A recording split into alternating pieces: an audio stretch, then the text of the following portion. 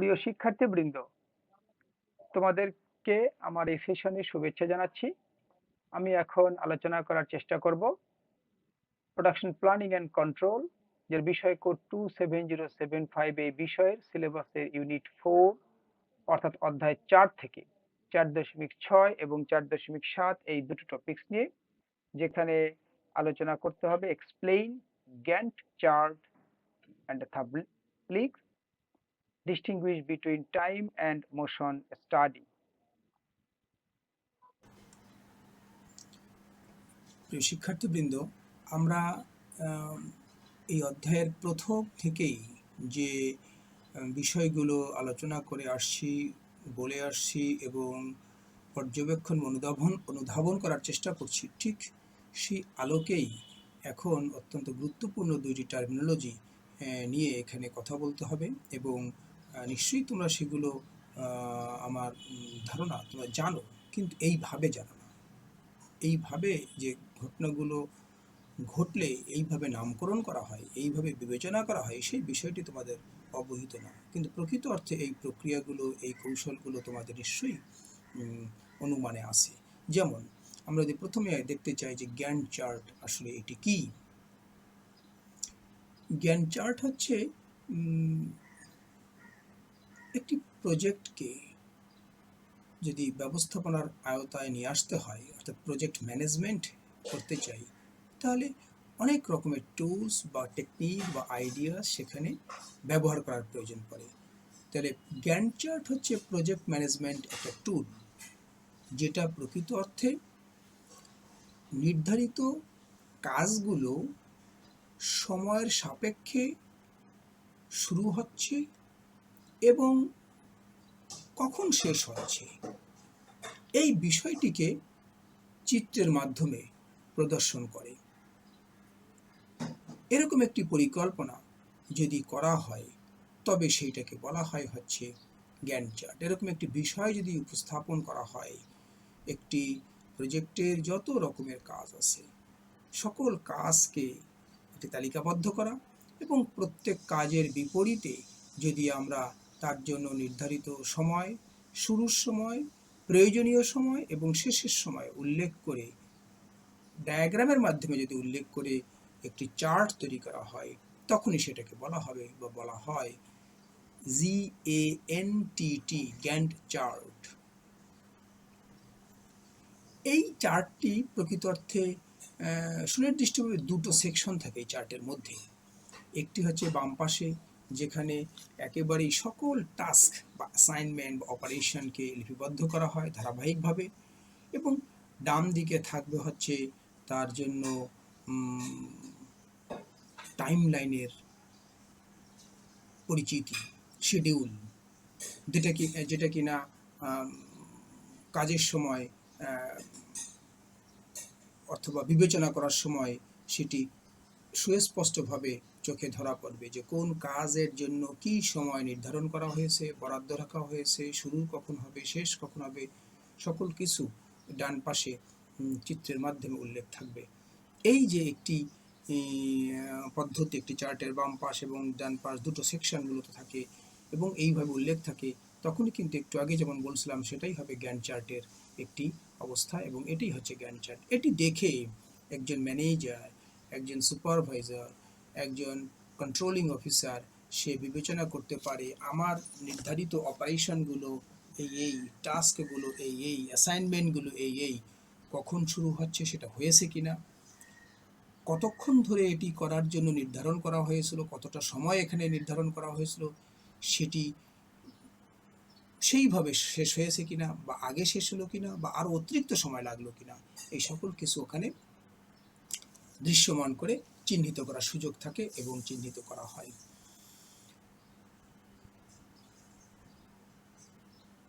আসলে কাজের অগ্রগতি কিভাবে হচ্ছে সেটি চিত্রের মাধ্যমে প্রদর্শন করাটাই হচ্ছে গ্যান্ট চার্টের মূল উদ্দেশ্য। তাহলে গ্যান্ট চার্ট আমরা বুঝলাম। এরপরে আসবে হচ্ছে থাবলিক্স। থাবলিক্স একটি দারুণ বিষয়।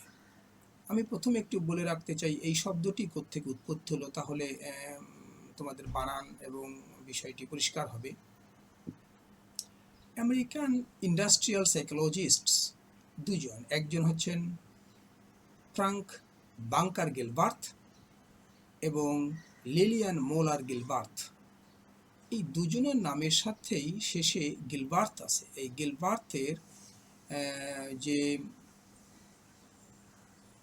বানান, সেখানে উল্টে দিয়ে আমরা যদি খেয়াল করি তাহলে থাবলিক শব্দটি তৈরি করা যায়।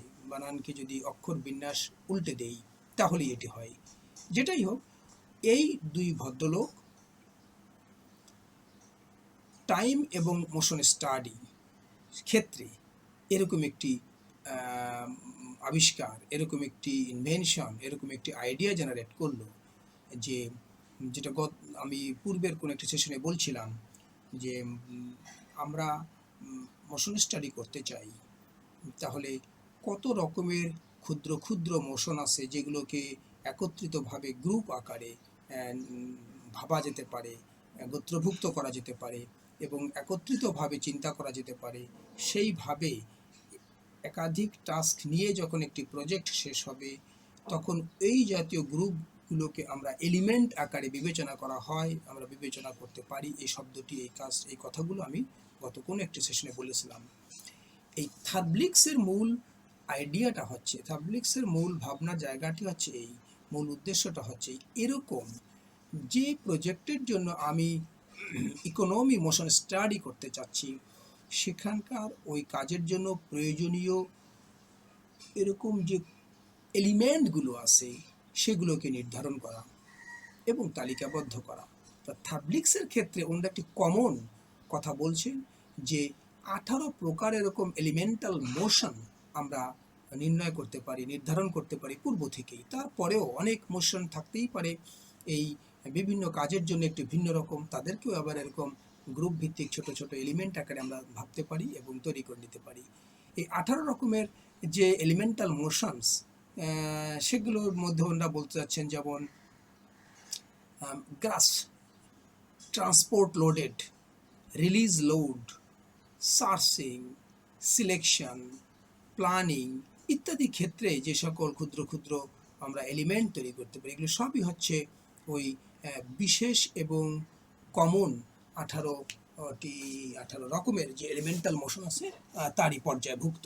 এইভাবে আমরা আমাদের প্রয়োজনীয় কাজের ক্ষেত্রে যে মোশনগুলো প্রয়োজন পড়বে তাকে আমরা এরকম এলিমেন্টাল ওয়েতে বা এলিমেন্টালি আমরা ভাগ করতে পারি, নির্ধারণ করতে পারি।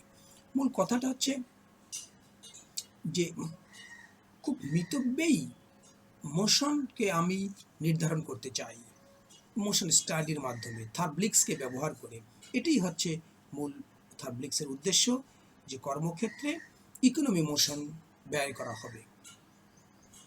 তাহলে এটি করার ক্ষেত্রে কি করা হয়, আমরা পূর্ব থেকে যেভাবে বলে আসছিলাম,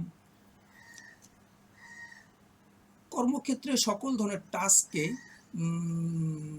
অ্যানালাইজিং করা হবে, পর্যালোচনা করা হবে, রেকর্ডিং করে, কি রেকর্ডিং করে, ওই প্রত্যেকটি থাবলিক ইউনিটসকে অথবা এলিমেন্টগুলোকে প্রসেসের মধ্যে নিয়ে রেকর্ডিং করা হবে এবং এই রেকর্ডকৃত যে মোশন পাওয়া গেল, রেকর্ডকৃত যে ডেটা বা উপাত্ত পাওয়া গেল, এটাকে তখন ব্যবহার করা হবে ম্যানুয়াল যে কাজগুলো সম্পাদন করা হয় সেখানে আমাদের কোন কোন অপ্রয়োজনীয় মুভমেন্টগুলোকে বাদ দিয়ে আমরা অপটিমাইজড ওয়েতে অপটিমাম একটি রেজাল্ট পেতে পারি সেক্ষেত্রে। এই হচ্ছে থাবলিক্সের মূল উদ্দেশ্য, যে আমরা পুরো কাজের ভিতরে যত রকমের মুভমেন্ট আছে তাকে আমরা গ্রুপ ভিত্তিক এলিমেন্ট তৈরি করব একাধিক, এবং সেইগুলোকে প্রসেসের মধ্যে যখন সম্পাদন হবে আমরা পর্যালোচনার জন্য সেগুলোকে মোশনগুলোকে রেকর্ড করব এবং তারপরে সেই রেকর্ডিংকৃত ডেটাগুলোকে আমরা বাস্তবে যেভাবে কাজ হচ্ছে তার সঙ্গে তুলনা করে আমরা বিবেচনায় নিব কোন কোন অপ্রয়োজনীয় মুভমেন্ট এর ভিতরে আছে যেগুলোকে আমরা দূরীভূত করতে চাই এবং করা হবে এবং করা হয়।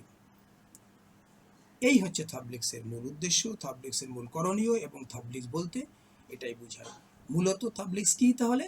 মূলত থাবলিক্স হচ্ছে স্পেশালি মিতব্যয়ী মোশনকে কার্যক্ষেত্রের জন্য নির্ধারণ করার জন্য যে ক্ষুদ্র ক্ষুদ্র এলিমেন্ট আকারে মোশনগুলোকে বিভক্ত করে নির্ধারণ করে বিবেচনা বা পর্যালোচনা নিয়ে আসা হয়, এগুলোকেই বলা হবে হচ্ছে মূলত থাবলিক্স, যেটার মধ্যে স্পেশালি কমন কিছু 18টি এলিমেন্ট থাকতেই পারে এবং থাকে সাধারণত। প্রিয় শিক্ষার্থীবৃন্দ, আমরা এখন যোগ দিতে চাই পরবর্তী আলোচনা, যেখানে বলা হচ্ছে যে টাইম স্টাডি এবং মোশন স্টাডির মধ্যে মূলত পার্থক্যটা কি। আমরা টাইম স্টাডি জেনেছি, মোশন স্টাডি জেনেছি, নতুন করে একটু বলার মনে হয় প্রয়োজন পড়ে না, তারপরে ছোট্ট করে একটু বলি যে একটি টাইম স্টাডি হচ্ছে আমি কাজের জন্য প্রয়োজনীয় যে সময় সেটাকে আমি পরিমাপ করার একটি কৌশল হচ্ছে টাইম স্টাডি। আর মোশন স্টাডি এটা অলসো একটি কৌশল। কোন ক্ষেত্রে? যে পরিমাণ মুভমেন্ট বা মোশনকে ব্যবহার করে কাজটি সম্পাদন হবে, সেটাকে সেখান থেকে অপ্রয়োজনীয় মোশনগুলোকে দূর করে কাজকে এফিশিয়েন্টলি ওয়েতে শেষ করার জন্য যথাযথ মোশনগুলোকে প্রয়োগ করে ব্যবহার করে আমি কাজটি শেষ করা যায় বা হতে পারে, সেই জন্য পর্যালোচনা করার জন্য যেভাবে মোশনগুলোকে আমি গ্রহণ করব, পর্যালোচনা করব, এই প্রক্রিয়াটাকে বলা হবে হচ্ছে মোশন স্টাডি। অর্থাৎ বেটার ওয়ার্ক মেথডসকে নির্ধারণ করার জন্য, ফ্যাটিককে রিডিউস করার জন্য, ইনএফিশিয়েন্ট মুভমেন্টগুলোকে দূর করার জন্য মোশন স্টাডি করা হবে, এবং এটাই হচ্ছে মোশন স্টাডির মূল বিষয়। টাইম স্টাডির ক্ষেত্রে অনেক রকমের টুলস ইউজ করা যেতে পারে, ডিভাইস ইউজ করা যেতে পারে, যেমন stop watch, computer assisted device, video camera, আমি পূর্বেও বলেছিলাম কোনো কোনো সেশনে। মোশন স্টাডির ক্ষেত্রে ওরকম যেমন একটু আগেই বলা হচ্ছিল যে পর্যবেক্ষণ করা একটি সাধারণ টুলস হতে পারে, চার্ট হতে পারে, ডায়াগ্রাম হতে পারে, মোশন পিকচার হতে পারে, এগুলো সবই হচ্ছে মোশন স্টাডির টুলস হিসেবে ব্যবহৃত হয় বা হয়ে থাকে। তাহলে মূল পার্থক্য আমরা কি বলতে পারি? সেটা হচ্ছে টাইম স্টাডি মূলত ওয়ার্কের ডিউরেশনের উপরে ফোকাসিংটা করে, দৃষ্টি নিবদ্ধ করে, আর মোশন স্টাডি সে ওয়ার্কের নেচার এর উপরে তার দৃষ্টি নিবদ্ধ করে, মুখ্যত কোনভাবে সম্পাদিত হচ্ছে, এটাই হচ্ছে মোশন স্টাডির মূল বিষয়। টাইম স্টাডি একইভাবে বলতে হয় সে একটি কাজ সম্পাদন করতে কতটা সময় নিবে সেটিকে সে মেজার করে। মোশন স্টাডি মেজার করে কত ভালোভাবে এই কাজটি আমরা সম্পাদন করতে পারি বা করা যেতে পারে সেটিকে নির্ধারণ করে।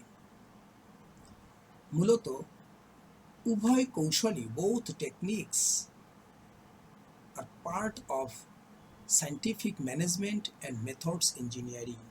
সায়েন্টিফিক ম্যানেজমেন্ট এবং মেথডস ইঞ্জিনিয়ারিংয়ের যে অনেক রকমের ভাবনা, চিন্তা, আইডিয়া এবং টেকনিক্স আছে, তার মধ্যে এই টাইম স্টাডি এবং মোশন স্টাডি অত্যন্ত গুরুত্বপূর্ণ দুটো টেকনিক্স। এই হচ্ছে টাইম স্টাডি এবং মোশন স্টাডির মধ্যকার পার্থক্য এবং সম্পর্ক। প্রিয় শিক্ষার্থীবৃন্দ, আশা করি তোমরা যতটুকু শুনলে তারপরে টেক্সট পড়লে তোমাদের ধারণা আরও পরিচ্ছন্ন হবে, এবং যা কিছু বলেছি আমার মনে হয় তোমরা এই বিষয়গুলোকে এইভাবে না ভাবলে অন্যভাবে তোমাদের ভাবনার জগতে ছিল, কিন্তু এখন বলার পরে তোমরা আরও বেশি পড়ার পরে যে অনুধাবন বিষয়টি তোমরা করতে পারবে, সেটি হচ্ছে প্রকৃত তোমাদের পূর্বের অভিজ্ঞতার সঙ্গে বর্তমানের জ্ঞানের মিল ঘটিয়ে তোমাদের এইগুলোকে ধারণ করবে এবং মনে রাখার চেষ্টা করবে। তোমাদেরকে ধন্যবাদ জানিয়ে আমি আমার সেশন এখন শেষ করছি।